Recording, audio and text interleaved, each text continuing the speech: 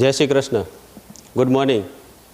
આજનો આપણો ટોપિક છે કેપેસિટર પર ડાયલેક્ટ્રિકની અસર.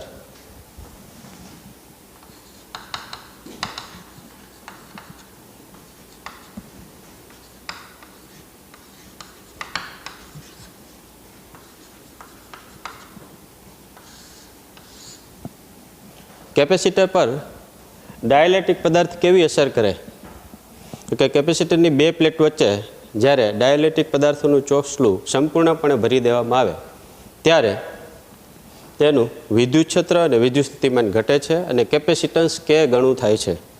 તો કેપેસિટન્સ કે ગણું કેવી રીતે થાય અને વિદ્યુત ક્ષેત્ર અને વિદ્યુત સ્થિતિમાનમાં ઘટાડો કેવી રીતે થાય એ આપણે સમજવાના છીએ. આપણે શરૂઆત કરીએ તો કેપેસિટરની આ બે પ્લેટ લઈએ. આ પ્લેટ ધન વિદ્યુત ભારિત, આ ઋણ વિદ્યુત ભારિત. બંને પ્લેટ વચ્ચે અંતર ડી જ. બંને પ્લેટ વચ્ચે હવા કે શૂન્યાવકાશ છે. હવા કે શૂન્યાવકાશની પરમિટિવિટી એપ્સિલોન 0. હવે આની પૃષ્ઠ વિદ્યુતભાર ઘનતા આપણે પ્લસ સિગ્મા લઈ લઈ. આની પૃષ્ઠ વિદ્યુતભાર ઘનતા માઇનસ સિગ્મા. આના પરનો વિદ્યુતભાર પ્લસ ક્યુ, આના પરનો વિદ્યુતભાર માઇનસ ક્યુ. તો આનું પરિણામી વિદ્યુત ક્ષેત્ર આપણે લઈએ બે પ્લેટ વચ્ચે E0. તો E0 છે એ બે પ્લેટ વચ્ચે હવા કે શૂન્યાવકાશ હોય ત્યારનું વિદ્યુત ક્ષેત્ર લઈએ. આ બે પ્લેટ વચ્ચે વિદ્યુત સ્થિતિમાનનો તફાવત V લઈ લઈએ. આ જે છે એ E0 લીધું તો અહીંયા પણ આપણે V0 લઈ લઈએ. બે પ્લેટ વચ્ચે વિદ્યુત સ્થિતિમાનનો તફાવત V0, બે પ્લેટ વચ્ચેનું અંતર D, બે પ્લેટ વચ્ચે વિદ્યુત ક્ષેત્ર E0. તો વિદ્યુત ક્ષેત્રને આપણે E0 ને કઈ રીતે લખી શકાય? તો કે E0 equal to sigma by epsilon 0. જ્યાં સિગ્મા શું છે? તો કે ધન વિદ્યુતભારિત પ્લેટની પૃષ્ઠ વિદ્યુતભાર ઘનતા. અને સિગ્મા ઇક્વલ ટુ શું લખી શકીએ? તો sigma equal to Q by A. જ્યાં એ શું દર્શાવે છે? એ પ્લેટનું ક્ષેત્રફળ. તો બે પ્લેટ વચ્ચે જ્યારે હવા કે શૂન્યાવકાશ હોય ત્યારનું વિદ્યુત ક્ષેત્ર આ છે અને પૃષ્ઠ વિદ્યુતભાર ઘનતા Q equal to sigma equal to Q by A. જ્યાં એ છે પ્લેટનું ક્ષેત્રફળ. બે પ્લેટ વચ્ચે વિદ્યુત સ્થિતિમાનનો તફાવત આપણે કેટલો લીધો? V0. તો આપણે આમ પણ લખી શકીએ કે V0 equal to E0 into D. E0 into D. E0 શું દર્શાવે છે? બે પ્લેટ વચ્ચે હવા કે શૂન્યાવકાશ હોય ત્યારનું વિદ્યુત ક્ષેત્ર. ડી બે પ્લેટ વચ્ચેનું અંતર. તો આ જે એક સમીકરણ થયું બે પ્લેટ વચ્ચે જ્યારે હવા કે શૂન્યાવકાશ હોય ત્યારે બે પ્લેટ વચ્ચે વિદ્યુત સ્થિતિમાનના તફાવતનું સૂત્ર. એ જ રીતે આપણે કેપેસિટન્સનું સૂત્ર લખીએ કે બે પ્લેટ વચ્ચે હવા કે શૂન્યાવકાશ હોય ત્યારનું કેપેસિટન્સ C0 ઇક્વલ ટુ શું લખી શકાય? તો તમને ખ્યાલ છે C equal to Q by V. તો ક્યુ બાય V0 લખી શકાય. ઇક્વલ ટુ આમ પણ લખી શકાય એપ્સિલોન 0 A બાય ડી. તો આ છે બે પ્લેટ વચ્ચે જ્યારે હવા કે શૂન્યાવકાશ હોય ત્યારનું કેપેસિટન્સ. ક્યુ બાય V0 પણ લખી શકાય અને એપ્સિલોન 0 A બાય ડી આગળના લેક્ચરમાં આપણે આ સમીકરણ તારવેલું હતું. હવે આ જે પાર્ટ છે એ બે પ્લેટ વચ્ચે જ્યારે હવા કે શૂન્યાવકાશ હોતું હતું ત્યારને આપણે આ ચર્ચા કરી. હવે બે પ્લેટ વચ્ચે જ્યારે ડાયલેક્ટ્રિક પદાર્થનું ચોસલું દાખલ કરવામાં આવે એ પછી ભલે ધ્રુવીય અણુ ધરાવતો ડાયલેક્ટ્રિક ચોસલું હોય કે અધ્રુવીય અણુ ધરાવતો ડાયલેક્ટ્રિક ચોસલું હોય. લાસ્ટ લેક્ચરમાં આપણે જોયું હતું કે બાહ્ય વિદ્યુત ક્ષેત્રમાં જ્યારે એને મૂકીએ છીએ ત્યારે એમાં કેવી એની વર્તણૂક કેવી હોય છે, એમાં પ્રેરિત વિદ્યુત ક્ષેત્ર કેવી રીતે પ્રેરણ થાય છે. હવે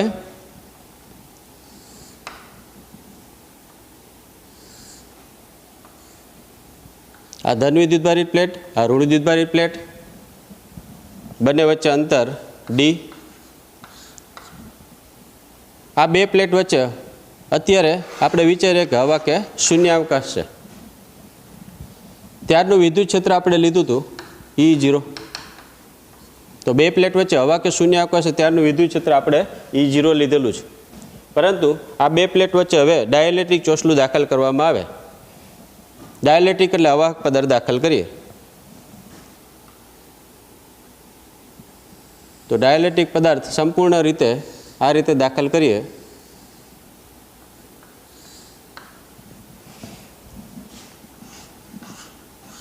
જેની ડાયલેક્ટ્રિક અચળાંક કે છે અને માધ્યમની પરમિટિવિટી એપ્સિલોન છે.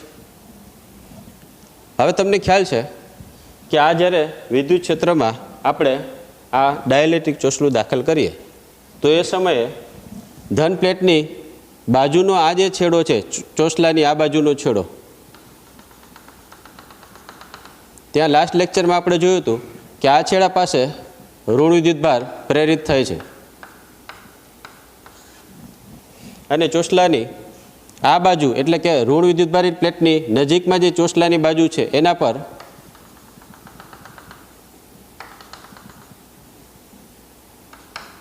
ધન વિદ્યુતભારિત પ્રેરિત થાય છે. તો આ જ્યારે ચોસલાની અંદરના જે વિદ્યુત ડાયપોલ મોમેન્ટ હોય છે એના વિરુદ્ધ પ્રકારના વિદ્યુતભારની અસરકારકતા નાબૂદ થાય છે. એટલે છેડા પર આ ચોસલાના બંને છેડા પર પ્રેરિત વિદ્યુતભાર પ્લસ અને આ માઇનસ જોવા મળે છે. તો ધન વિદ્યુતભારિત પ્લેટની બાજુમાં ઋણ વિદ્યુતભારનું પ્રેરણ થાય છે અને ઋણ વિદ્યુતભારિત પ્લેટની બાજુમાં ધન વિદ્યુતભારનું પ્રેરણ થાય છે. આને કારણે આ બંને વિદ્યુતભારને શું નામ આપવામાં આવે તો કે આ બંને વિદ્યુતભાર કેને કારણે જોવા મળ્યા? આ વિદ્યુત ક્ષેત્રને કારણે. આ વિદ્યુત ક્ષેત્ર એટલે શું તો કે બે પ્લેટ વચ્ચે જ્યારે હવા કે શૂન્યાવકાશ છે ત્યારનું વિદ્યુત ક્ષેત્ર, જેને આપણે બાહ્ય વિદ્યુત ક્ષેત્ર તરીકે પણ લઈ શકીએ. હવે ધન વિદ્યુતભાર અને આ ઋણ વિદ્યુતભાર, આ બંને વિદ્યુતભારના ત્રણ નામ છે. લાસ્ટ લેક્ચરમાં પણ મેં તમને કીધું હતું.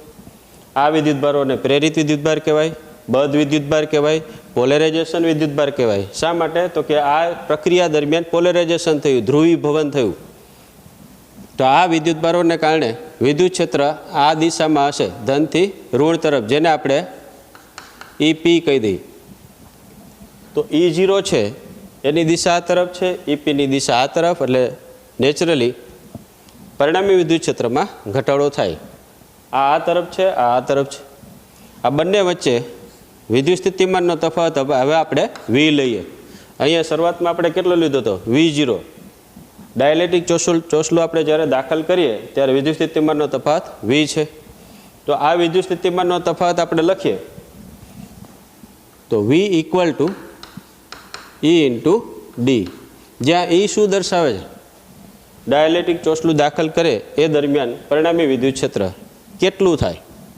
જ્યારે ડાયલેક્ટ્રિક ચોસલું દાખલ કરવામાં આવે ત્યારે પરિણામી વિદ્યુત ક્ષેત્ર આપણે અહીંયા લખીએ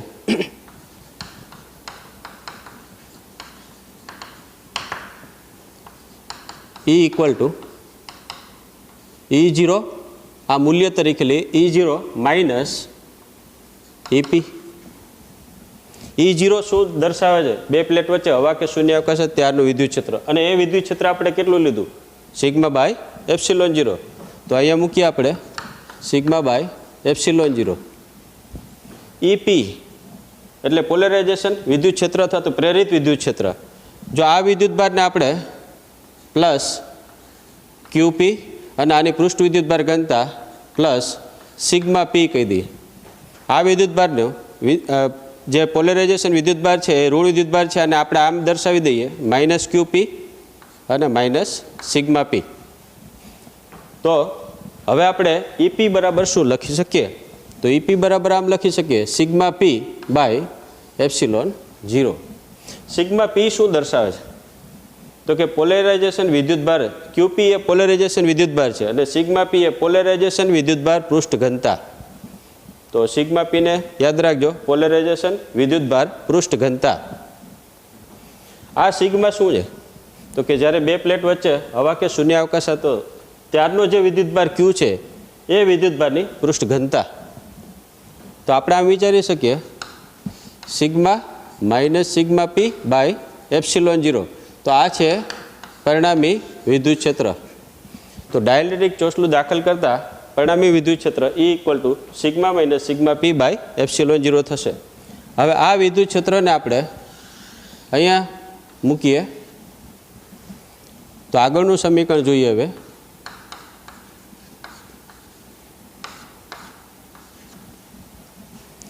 પરંતુ અહીંયા સિગ્મા માઇનસ સિગ્મા P બરાબર શું લઈ શકાય? તો કે સિગ્મા માઇનસ સિગ્મા P બરાબર સિગ્મા બાય K દર્શાવી શકાય. Sigma minus sigma P equal to sigma by કે.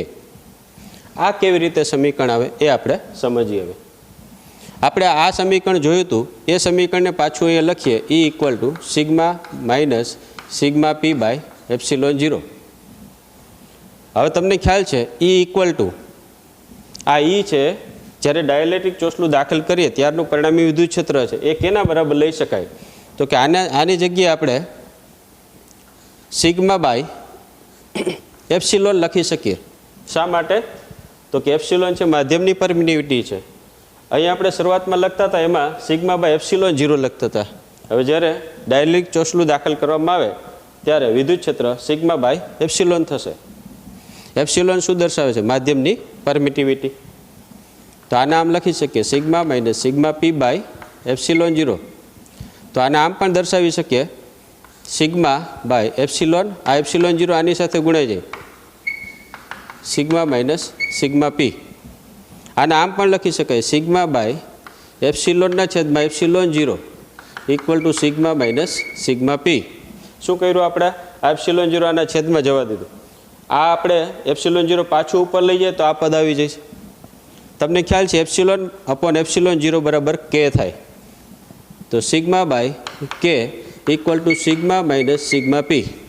તેથી ફાઇનલ સમીકરણ જે બન્યું sigma minus sigma P equal to sigma by K. આ રીતે આપણે તારવી શકીએ. તો sigma minus sigma P equal to sigma by K આ આપણે તારવી લીધું. હવે sigma minus sigma P equal to sigma by K એ આપણે અહીંયા મૂકશું. તો આ રીતે થઈ શકે sigma by K into D by epsilon 0. તો આને આપણે આમ લખી શકીએ sigma by K epsilon 0 into D. પણ તમને ખ્યાલ છે sigma equal to Q by A. તો અહીંયા આપણે sigma equal to Q by A મૂકીએ. તો sigma equal to Q by A. Q by K epsilon 0 A into D થશે. તો આ સમીકરણ થયું વિદ્યુત સ્થિતિમાનનું. આને આપણે 1 નંબર આપી દઈએ. સિગ્માની જગ્યાએ ક્યુ બાય એ મૂક્યું આપણે.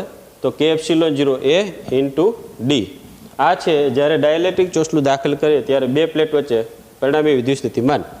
હવે આપણે કેપેસિટન્સ મેળવીએ કે બે પ્લેટ વચ્ચે જ્યારે ડાયલેક્ટ્રિક ચોસલું દાખલ કરવામાં આવે ત્યારે કેપેસિટન્સનું મૂલ્ય કેટલું થાય. તેથી કેપેસિટન્સ સી ઇક્વલ ટુ આપણે આમ લખી શકીએ ક્યુ બાય વી. હવે આ વીની કિંમત આપણે અહીંયા છેદમાં મૂકશું. તો આગળ શું લખી શકીએ? ક્યુ by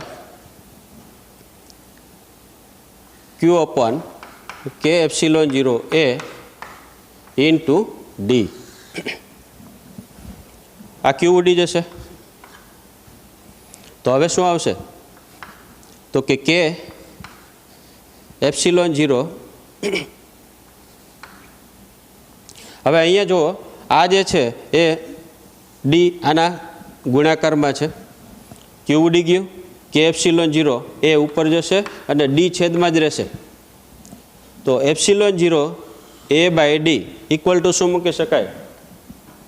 epsilon 0 A by D equal to C0. તેથી સી ઇક્વલ ટુ કે C0 કારણ કે C0 equal to epsilon 0 A by D. તો અહીંયા સી ઇક્વલ ટુ શું મળ્યું આપણે આ સમીકરણ?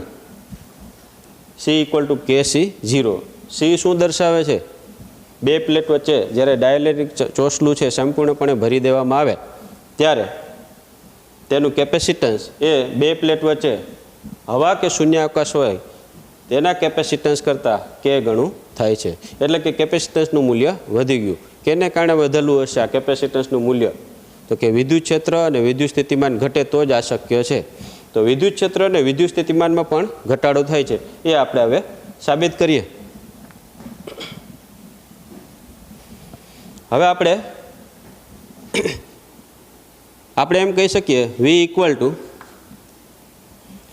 અહીંયા આપણે વીની કિંમત આ લીધી હતી એ જ પાછી આપણે અહીંયા લઈએ છીએ સમીકરણ 1 પરથી. V equal to Q by K epsilon 0 into D. તો આને આમ લખી શકાય Q by K epsilon 0 A by D. Check કરો જી, એપ્સિલોન 0 એ બાય ડી, આ ડી ઉપર જાય તો પાછું આ પદ આવી જાય. હવે કે એપ્સિલોન 0 એ બાય ડી, પણ આના બરાબર આપણે શું લખી શકીએ? આની પહેલાં આપણે લખેલું હતું એપ્સિલોન 0 એ બાય ડી બરાબર C0. તો આ રીતે લખીએ ક્યુ બાય કે C0. હવે તમને ખ્યાલ છે ક્યુ બાય C0 આના પરથી લખવું હોય, આ બે સમીકરણ આને આપણે મેચ કરીએ તો Q by C0 equal to શું લખી શકીએ? ક્યુના છેદમાં C0 ઇક્વલ ટુ V0. તો આની જગ્યાએ આપણે V0 મૂકી શકાય. તો આની જગ્યાએ મૂકીએ તો V0 ને છેદમાં શું થયું? કે. તો ફાઇનલ સમીકરણ શું બન્યું આપણું? V equal to V0 by K. આ પણ ઇમ્પોર્ટન્ટ સમીકરણ આવ્યું. શા માટે? તો કે વિદ્યુત સ્થિતિમાનમાં બે પ્લેટ વચ્ચે જ્યારે ડાયલેક્ટ્રિક ચોસલું દાખલ કરવામાં આવે ત્યારે વિદ્યુત સ્થિતિમાન ઘટે છે, જે સાબિત થયું. શા માટે? તો કે અવાહક પદાર્થ માટે હંમેશા કે ગ્રેટર દેન શું હોય? 1. તો છેદ વધે તો વિદ્યુત સ્થિતિમાન શું થાય? ઘટે, જે સાબિત થયું, જે આપણે જરૂરી હતું. શા માટે? વિદ્યુત સ્થિતિમાન અને વિદ્યુત ક્ષેત્ર જો ઘટે તો આપણે આની પહેલાંના લેક્ચરમાં ગોળા પર વધારાનો વિદ્યુતભાર સંગ્રહ કરી શકતા હતા. તો એ જ રીતે જ્યારે વિદ્યુત સ્થિતિમાન ઘટે તો જ કેપેસિટન્સ કે ગણું થાય. તો આ વિદ્યુત સ્થિતિમાન ઘટે છે એનું સમીકરણ થયું. હવે આપણે વિદ્યુત ક્ષેત્ર છે એ પણ ઘટે છે એ પણ સાબિત કરીએ.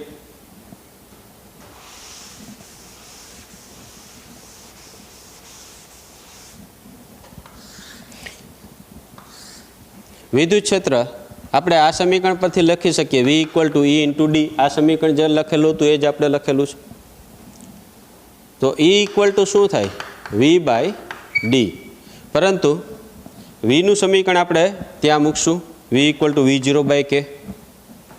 તો Vની જગ્યાએ V0 બાય કે અપોન ડી. તો આને આમે લખી શકીએ V0 upon k into D. પરંતુ V0 બાય ડી બરાબર શું લખી શકીએ આ સમીકરણ પરથી? તો કે આ સમીકરણ પરથી V0 by D equal two E0 લખી શકાય. તો હવે આપણે આની જગ્યાએ E0 મૂકશું. તો E0 બાય કે, કારણ કે E0 equal two V0 by D. તો આ સમીકરણ થયું E equal two E0 by કે. તો આના પરથી કોઈ શું કહી શકીએ? આમાં પણ કે ગ્રેટર દેન હંમેશા શું હોય? 1. તો છેદ વધે તો વિદ્યુત ક્ષેત્ર શું થાય? ઘટે. તો વિદ્યુત ક્ષેત્રમાં, પરિણામી વિદ્યુત ક્ષેત્રમાં પણ શું થયું? ઘટાડો. પરિણામી વિદ્યુત સ્થિતિમાનમાં પણ શું થયું? ઘટાડો. કેપેસિટન્સમાં કે ગણો વધારો થયો. કેને કારણે? જ્યારે બે પ્લેટ વચ્ચે ડાયલેક્ટ્રિક ચોસલું દાખલ કરવામાં આવે એ પછી ધ્રુવીય અણુઓનું હોય કે અધ્રુવીય અણુઓનું હોય તો પોલરાઇઝેશનને કારણે પ્રેરિત વિદ્યુતભાર ઉત્પન્ન થાય. એને કારણે પરિણામી વિદ્યુત ક્ષેત્ર ઘટે, પરિણામી વિદ્યુત સ્થિતિમાન ઘટે અને કેપેસિટન્સમાં કે ગણો વધારો થાય. બીજું, હવે પછીનું આપણે જે એક સમીકરણ, જે ઇમ્પોર્ટન્ટ સમીકરણ તારવવા જઈ રહ્યા છીએ, જે પ્રેરિત વિદ્યુતભારનું છે. ઘણી વખત કોમ્પિટિટિવ એક્ઝામમાં પ્રેરિત વિદ્યુતભાર પૂછે તો કેવી રીતે પૂછી શકાય એ આપણે સમજીએ.